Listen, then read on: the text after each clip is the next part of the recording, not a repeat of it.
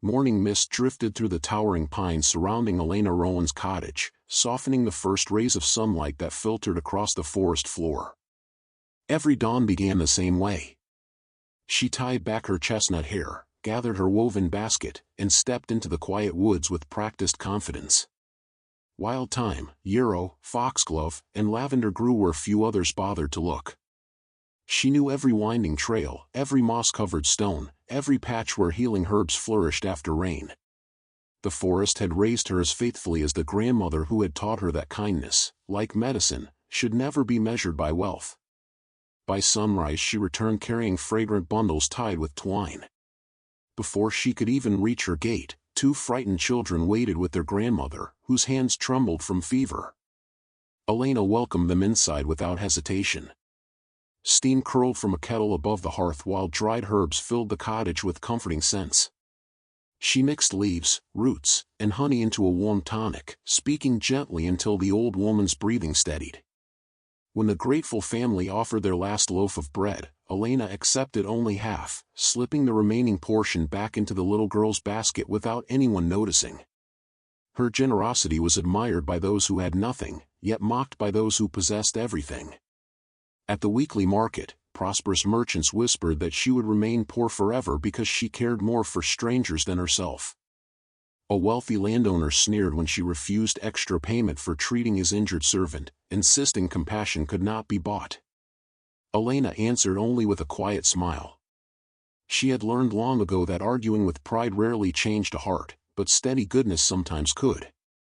Not everyone in Ashcombe Duchy lived beneath such peaceful skies. Across rolling fields, frightened farmers bent over exhausted soil while mounted tax collectors rode from village to village demanding impossible payments. Families surrendered livestock, tools, even cherished heirlooms to satisfy debts that grew larger each season.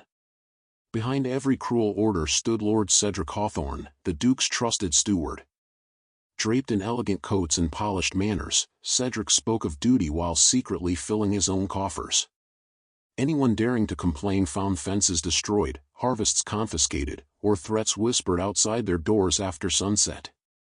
Far away within Ashcombe Manor, Duke Adrian Ashcombe studied another anonymous letter describing the suffering spreading through his lands. Every page carried different handwriting but the same desperate message. Children were hungry. Honest families were losing everything. Soldiers served fear instead of justice. Adrian refused to dismiss the accusations as exaggeration. His late father had taught him that rulers who ignored ordinary voices eventually lost the right to lead. Determined to uncover the truth himself, he packed plain traveling clothes, concealed his family crest, and left before dawn with only his loyal horse and Captain Thomas Whitmore aware of his destination. For several days Adrian crossed villages unnoticed, listening more than speaking. He shared meals beside laborers, repaired a broken wagon for an elderly couple, and quietly witnessed soldiers seizing grain from widows who begged for mercy. Each discovery hardened his resolve. Someone within his own household had poisoned the duchy with greed. As evening shadows stretched across Blackwood Forest, Adrian noticed riders appearing between the trees. Their faces were hidden behind dark scarves, their movements disciplined rather than desperate. These were not bandits seeking coin. They were hunters following orders. Steel flashed beneath gathering storm clouds. Adrian defended himself fiercely, his sword striking with practiced precision, but his attackers outnumbered him. One blade sliced across his shoulder. Another struck his ribs. His frightened horse reared as thunder cracked overhead. The soaked earth crumbled beneath pounding hooves, sending horse and rider tumbling down a rocky slope. Adrian slammed against wet stones before everything dissolved into darkness. Above him, one assassin peered over the edge, convinced no man could survive such a fall. Satisfied, the riders vanished into the storm, leaving rain to erase every trace. Night settled heavily across the forest. Elena had nearly banked her fire when frantic neighing echoed through the trees. She seized her lantern and hurried outside despite the relentless rain. Branches clawed at her cloak as she followed the frightened animal until the trembling light revealed a man lying beneath a fallen oak, his face pale, clothes soaked with blood, and one hand still gripping a broken sword. His breathing was faint but stubbornly steady. Fear urged her to run. Compassion refused. Setting down the lantern, she whispered, "You're not alone anymore," then struggled to lift the unconscious stranger. Hidden among distant trees, unseen eyes watched the wavering light disappear toward her cottage, and a quiet voice murmured, "We've found him." Elena braced her aching shoulders and pulled the unconscious stranger through the mud, pausing whenever his weight threatened to drag them both to the ground. The storm swallowed every sound except the relentless rain and the frightened breathing of his exhausted horse, which followed closely behind as though refusing to abandon its master. By the time she reached the cottage, her hands were blistered, her dress soaked, and every muscle trembled with exhaustion, yet she found enough strength to push open the door and lower the injured man carefully onto the narrow bed beside the hearth. She lit every candle she owned, feeding dry wood into the fire until warmth slowly chased away the dampness. Blood stained the stranger's shirt, revealing a deep wound across his shoulder and bruises spreading along his ribs. Elena heated water, cleaned every injury with patient hands, and stitched the deepest cut while he drifted between painful silence and restless murmurs. He never opened his eyes, but once he whispered a single word she could not understand before slipping back into unconsciousness. Whatever danger had followed him into the forest clearly had not ended. Morning arrived gray and quiet. Elena examined his injuries again, relieved to find the bleeding had stopped, though fever now burned fiercely beneath his skin. She crushed willow bark, rosemary, and lavender into a bitter remedy before carefully lifting his head to help him drink.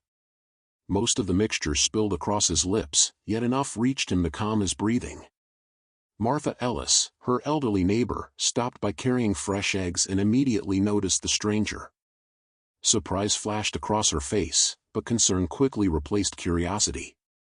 Together they changed his bandages, and Martha squeezed Elena's arm gently before leaving.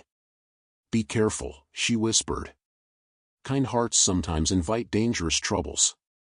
The warning lingered long after the old woman disappeared down the woodland path. Elena understood the risk.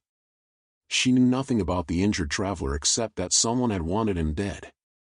Even so, abandoning him would have haunted her forever. She searched his pockets only for anything identifying that might help his family. Instead she found a simple leather pouch containing a few silver coins and a plain pocketknife, nothing suggesting wealth or noble birth. His clothing, though finely stitched beneath the mud, carried no crest or emblem. Whoever he truly was, he had hidden it deliberately. The fever worsened by evening. Elena realized her remaining herbs would not be enough. Without hesitation she wrapped her late grandmother's silver locket in cloth and carried it to the village jeweler. The old keepsake held every childhood memory she treasured, yet she exchanged it for medicine without bargaining. As she walked home, the empty ribbon around her neck felt strangely cold, but regret never followed. Objects could be replaced. A human life could not. For 3 days the stranger remained trapped between waking and dreaming. Elena barely slept, cooling his forehead with damp cloths and speaking softly whenever nightmares tightened his expression. Sometimes he reached toward invisible figures, apologizing to voices only he could hear. Other times he clenched the blanket as though preparing for another battle. Watching his restless struggle, Elena sensed loneliness beneath his strength. Whatever burdens had driven him into the storm seemed heavier than his wounds. On the 4th morning his eyes finally opened. They were clear gray, alert despite exhaustion, studying the unfamiliar room before settling on the woman replacing fresh herbs beside the window. Instinct urged him to reach for the sword that was no longer at his side, but pain stopped the movement instantly. Elena hurried over, offering water instead of questions. He drank slowly, then looked at her with quiet gratitude. "You saved me," he said, his voice rough from fever. She smiled gently. "I only refused to leave someone alone in the rain." He considered revealing everything. One honest sentence could summon guards, physicians, and safety. Yet the memory of masked assassins convinced him otherwise. If those men had discovered his route, corruption reached farther than he had feared. Revealing his identity might place this compassionate stranger in even greater danger. After a thoughtful silence, he answered her simplest question with his greatest deception. "My name is Adrian," he said. Nothing more. The days that followed unfolded with quiet simplicity. Adrian recovered slowly, insisting on helping whenever his strength allowed. He carved firewood while seated outside, repaired a broken stool despite protesting ribs, and thanked Elena for every meal as though each bowl of soup were a royal feast. She laughed at his unusually formal manners, teasing that no ordinary traveler spoke with such polished courtesy. Adrian only smiled, careful not to reveal how naturally years of responsibility shaped every word he chose. Their conversations wandered easily from herbs to seasons, from childhood memories to hopes neither had shared with anyone else. Elena confessed she dreamed of opening a place where poor families could receive healing without fear of payment. Adrian listened intently, realizing her impossible dream reflected the very duty he had promised his father. In return, he admitted only that he had spent years searching for honesty and seldom found it. She answered, "Sometimes truth hides in ordinary places because powerful people stop looking there."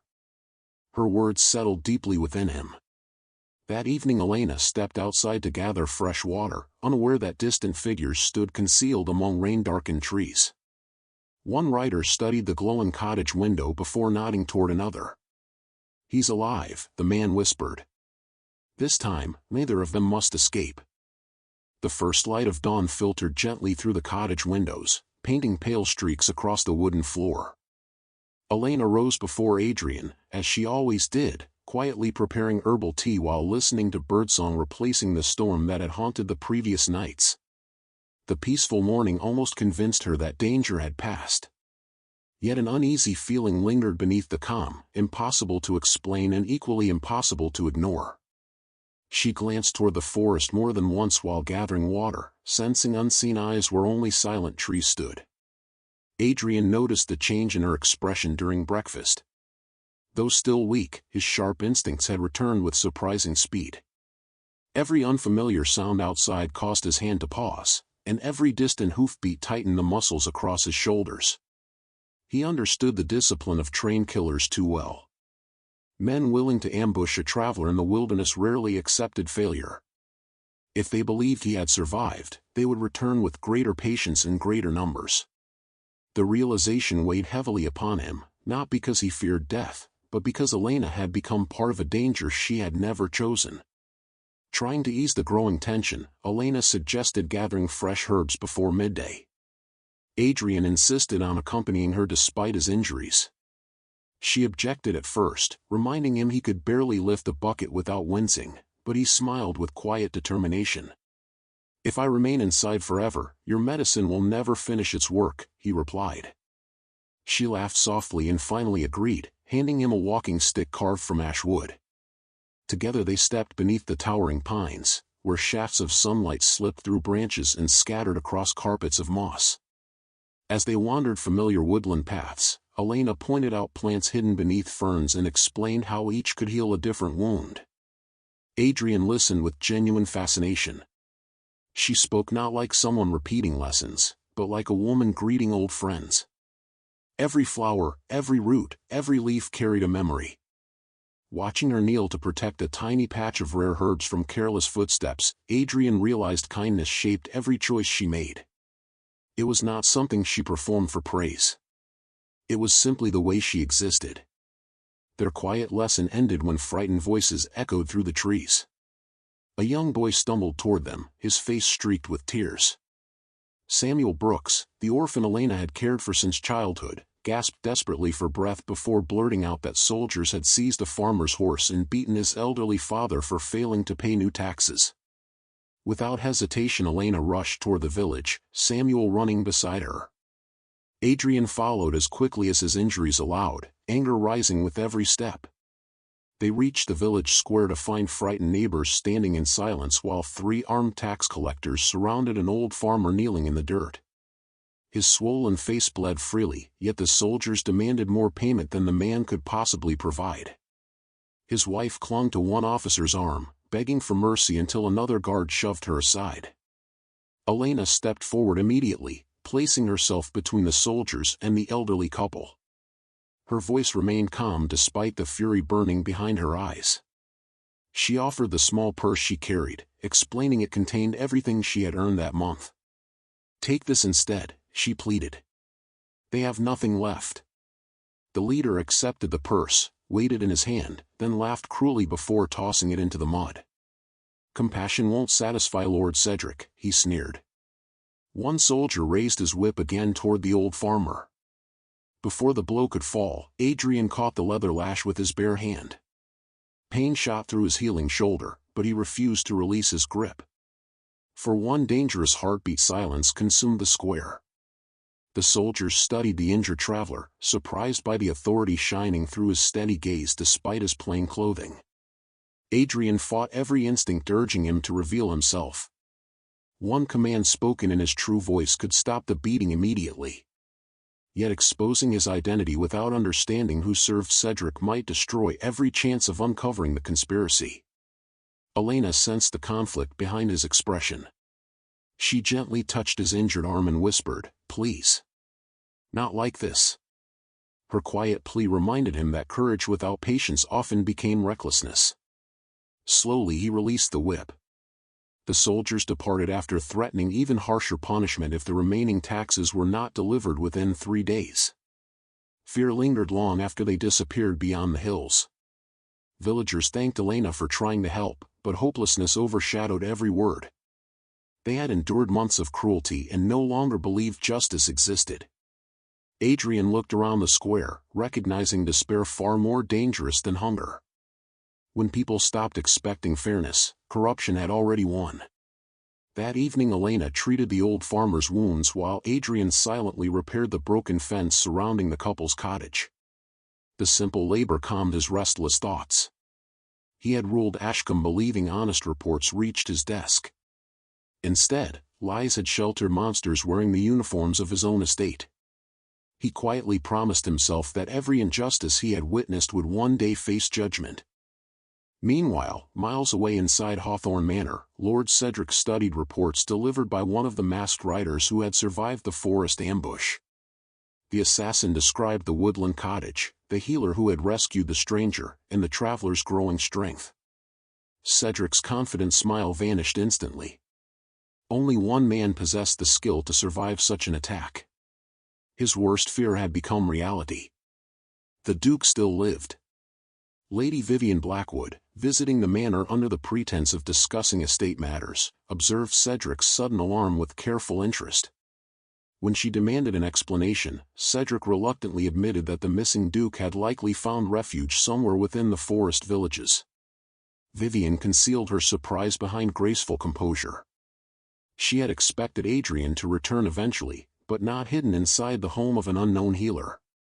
Jealous curiosity quickly transformed into calculation. If a simple country woman had earned the Duke's trust before anyone else discovered him, that woman could become far more dangerous than any assassin. Rather than alert the palace, Vivian offered Cedric another solution. Destroy the cottage. Silence the healer. Finish what the ambush had failed to accomplish before Adrian recovered completely. Cedric considered her proposal only briefly before nodding. Orders were dispatched immediately beneath the cover of darkness. Mounted men armed with torches rode quietly toward Blackwood Forest, carrying instructions that left no room for mercy. They were to erase every witness, every trace, and every hope that the injured traveler would ever reclaim the life stolen from him. Unaware of the approaching flames, Elena placed another log upon the fire while Adrian stared through the window at the moonlit forest, unable to shake the feeling that the silence outside had become far too still. The uneasy silence surrounding the cottage shattered shortly after midnight when the horses began to whinny in alarm. Adrian rose from his chair before the first shout echoed through the trees. Orange light flickered beyond the windows, dancing across the walls with terrifying intensity. Elena rushed outside and froze as hooded riders emerged from the darkness carrying blazing torches. They moved with deliberate purpose, surrounding the cottage while another group blocked the narrow woodland path leading toward the village. No warning was offered. No demand was spoken. The first torch sailed through the air and crashed onto the thatched roof, where hungry flames immediately spread across the dry straw. "Run!" Adrian shouted, reaching for a heavy wooden beam to force open the back door as smoke flooded the small room. Elena refused to leave without gathering the medicine she had spent years preparing. Shelves filled with dried herbs, carefully labeled jars, and handwritten remedies represented countless lives she had helped save. She snatched as many bundles as she could before burning timber collapsed between them, showering sparks across the floor. Adrian ignored the searing heat and dragged the beam aside, pulling her through the choking smoke moments before the ceiling gave way behind them. The attackers expected panic. Instead, they found resistance. Adrian seized a fallen branch and fought despite his healing wounds, striking one rider from his horse before another blade sliced across his forearm. Pain surged through his body, but fury carried him forward. Elena searched desperately for a way to escape until frightened cries reached her ears from a neighboring shed. 2 children had hidden there after seeing the fire. Without hesitation she sprinted toward the smoke, shielding her face with her cloak as burning embers drifted around her. She forced open the shed door, gathered both terrified children into her arms, and stumbled back toward safety while the riders watched in disbelief. Even surrounded by flames, she chose strangers before herself. The sight unsettled one young attacker whose grip tightened uncertainly around his torch. For a brief moment, compassion threatened to overcome obedience. Then the commanding rider barked another order, reminding everyone that failure would invite Lord Cedric's wrath. More torches struck the cottage. Windows exploded outward as flames consumed the little home where kindness had quietly flourished. Elena stood helplessly beside the rescued children, tears reflecting the inferno swallowing every memory she possessed. Her grandmother's books, treasured keepsakes, and precious garden all disappeared beneath roaring fire. Adrian knew remaining there meant certain death. Grabbing Elena's hand, he guided everyone deeper into the forest while darkness concealed their movements. The surviving horse followed close behind, surprisingly calm despite the chaos. They reached a narrow stream where cold water muffled their footsteps. Only then did Adrian allow himself to breathe. He looked back toward the distant glow above the trees and felt overwhelming guilt. The destruction belonged to him, not Elena. His hidden identity had transformed her peaceful life into a battlefield. Before dawn they reached an abandoned charcoal burner's shelter hidden beneath towering cliffs. The rough structure offered little comfort, yet it protected them from the biting wind. Elena wrapped blankets around the rescued children before tending Adrian's fresh injuries. As she cleaned the cut across his arm, he quietly apologized for everything she had lost. She paused only briefly before answering. A home can be rebuilt. A life cannot. I would make the same choice again. Her calm certainty left him speechless. No noble court had ever taught courage like hers. When morning arrived, Owen Carter found them after following smoke rising above the forest. The village blacksmith had known Elena since childhood and immediately understood the attack had not been random. He brought bread, water, and alarming news. Lord Cedric's soldiers had already spread false stories claiming Elena sheltered a dangerous criminal responsible for violence across the duchy. Fearful villagers repeated the lies rather than question armed men. Those who once praised Elena now closed their doors, terrified of sharing her fate. Adrian clenched his fists as Owen described innocent neighbors turning away from the truth. Every instinct urged him to reveal his identity immediately, yet Owen warned that Cedric controlled most local officials. If word spread before loyal royal guards arrived, the conspirators might escape forever. Adrian reluctantly accepted the painful logic. Justice demanded patience, however bitter. Late that afternoon Elena insisted on visiting the village despite everyone's objections. Several elderly patients depended upon medicines only she understood how to prepare. She refused to abandon them simply because danger waited nearby. Adrian argued that soldiers would certainly be watching the roads, but Elena answered with gentle firmness. If fear decides who deserves help, kindness loses its meaning. Realizing he could not change her mind, Adrian accompanied her, though every step sharpened his anxiety. The village appeared strangely silent when they arrived. Doors remained shut despite the afternoon sun, and curtains shifted as unseen faces watched from inside. Elena carried fresh herbs toward the old farmer she had treated days earlier, only to find soldiers waiting outside his cottage. The commanding officer recognized her instantly and smiled with cruel satisfaction. Hidden troops emerged from nearby alleys, surrounding the narrow lane before Adrian could react. It had been a trap from the beginning.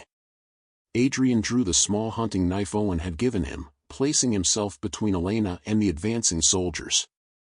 Outnumbered and weakened, he understood they could never fight their way free. Elena saw the hopelessness as clearly as he did. Before he could protest, she stepped away from his protection and raised her hands peacefully. Looking directly into the officer's eyes, she declared that the traveler had forced his way into her home and that she alone had concealed him from the authorities. The lie stunned Adrian. She willingly accepted blame to give him one final chance to escape. While the soldiers rushed toward Elena, Owen struck a horse, sending it charging wildly through the narrow lane. Confusion erupted instantly. Adrian hesitated, refusing to leave her behind, but Elena met his gaze across the chaos and gave the smallest shake of her head. Her silent plea carried more strength than any command. Protect the truth. Live long enough to stop this. Owen dragged Adrian into the surrounding woods as shouting faded behind them. Elena never looked away while iron chains closed around her wrists. Villagers watched from their windows, ashamed yet powerless, as soldiers marched the healer through the village square. The officer announced that she would face trial for harboring a traitor against the duchy, a crime punishable by death. Far beyond the hills, Captain Thomas Whitmore and a column of loyal royal guards galloped toward Blackwood Forest, unaware that every passing mile brought them closer to a race against time. Gray dawn settled over the stone prison as Elena sat quietly inside her narrow cell, her wrists marked by iron shackles but her spirit untouched. Cold air drifted through the small window high above, carrying distant church bells across the sleeping village. Around her, frightened prisoners whispered prayers, while others silently accepted whatever fate awaited them. Elena moved from one woman to another, using scraps of cloth to wrap injured hands and offering comforting words despite having every reason to despair herself. Even imprisoned, she refused to let suffering silence compassion. Far beyond the village, Adrian rode beside Owen through dense woodland trails, determined to reach Captain Thomas Whitmore before Cedric's lies became permanent. Every passing mile deepened his regret. Elena had sacrificed everything to protect him, while he had hidden behind a false name. He remembered her selling her grandmother's treasured locket to buy medicine, sharing food with strangers before feeding herself, and risking her life to rescue frightened children from burning flames. No crown could ever equal such quiet courage. He silently vowed that if he reached her in time, he would never again allow duty to become an excuse for silence. Near midday they encountered a column of mounted soldiers wearing the true royal colors of Ashcombe. Captain Whitmore immediately recognized Adrian despite the torn clothing and healing wounds. Without hesitation he dismounted and knelt before him. Every soldier followed. Owen watched in stunned silence as the weary traveler he had considered an ordinary man became someone entirely different. Adrian quickly ordered everyone to rise. There was no time for ceremony. After hearing Elena had been arrested and sentenced for treason, Whitmore's expression hardened. The royal guards turned their horses toward the village, riding with relentless urgency. By the time they arrived, nearly the entire village had gathered in the central square. A wooden platform stood beneath the ancient oak where public punishments had long been carried out. Elena walked toward it with remarkable calm, refusing the support offered by the elderly priest beside her. Lord Cedric observed everything from an elevated balcony, wearing the satisfied smile of a man convinced victory belonged to him. Lady Vivian stood nearby, elegantly dressed and outwardly composed, though impatience flickered behind her eyes. She believed that once the troublesome healer disappeared, nothing would prevent her future beside the Duke.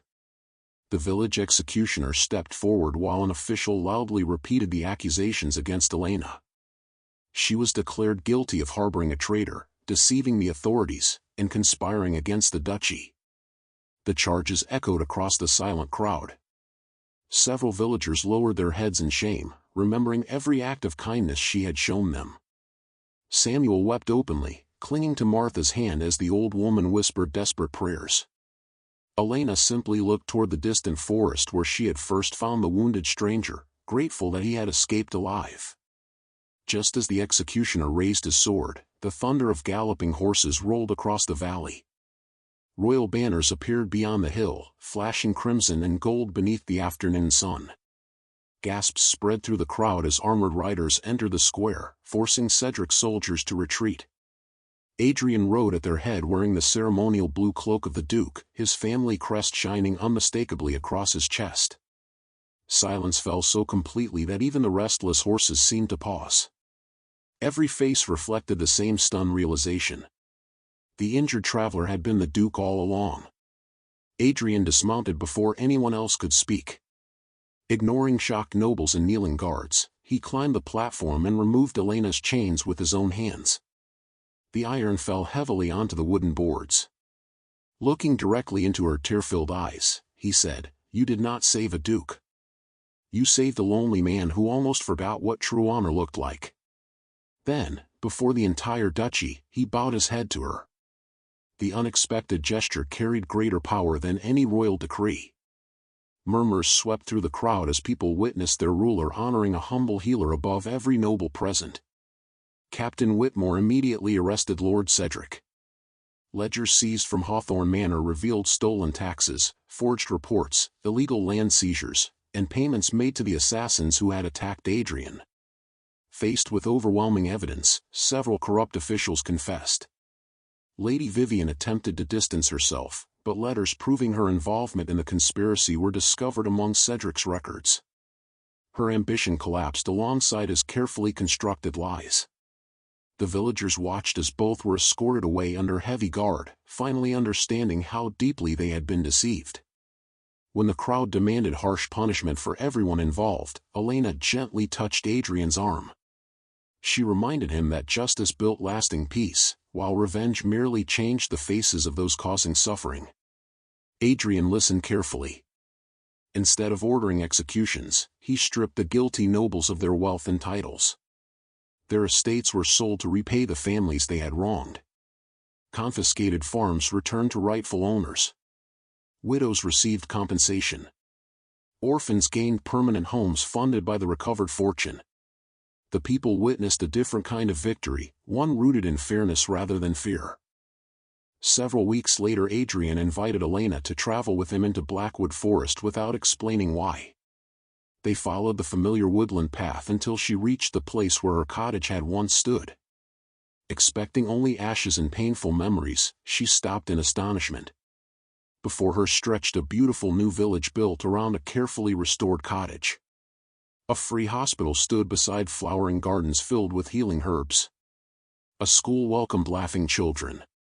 Workshops offered honest work to struggling families, while an orphan home overlooked fields blooming with wildflowers. Above the entrance hung a simple carved sign reading, "Rowan's Haven." Adrian turned toward Elena with a smile warmer than the spring sunlight. "You dreamed of healing people without asking what they could pay," he said softly. "You changed my heart before you changed my duchy. This village exists because one woman refused to abandon a stranger during a storm." Then he knelt upon the same earth where they had first met and offered her a ring shaped with delicate woodland vines instead of royal jewels. Through grateful tears Elena accepted his proposal, surrounded by villagers whose lives had been transformed alongside her own. Their wedding took place beneath the restored oak near Rowan's Haven, where nobles, farmers, children, and servants celebrated together without barriers of rank. Years later, their son asked where the greatest story in the duchy had begun. Adrian smiled, took Elena's hand, and pointed toward the little cottage.